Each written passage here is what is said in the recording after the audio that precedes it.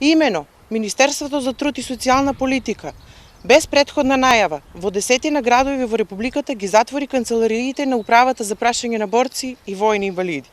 Тоа се оние канцеларии кои даваат помош и поддршка на војните инвалиди.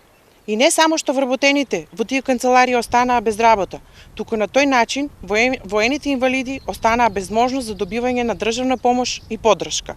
Во моментов 150 воени инвалиди на Република Македонија од Штип немаат можност да користат здравствени услуги, банско-климатско лекување, ниту пак да го остварат правото на воени инвалиди, правото на семејна инвалиднина, правото на материјално обезбедување, утврдени со закон за воени инвалиди и членовите на нивните семејства. На 13 воени ветерани од Штип им е ускратено правото за користење на воен инвалидитет. Нашите бранители немаат достап до собствената документација, затоа што канцелариите на подрачното оделение се затворени и недостапни за остварување на нивните потреби. Почитувани сограѓани, СДС докажува колку се грижи за нашите бранители, воените ветерани, кои на ризик си го ставиле својот живот за одбрана на државата. Се ставени на маргините на општеството и секојдневно се соочуваат со тешкоти при остварување на нивните права.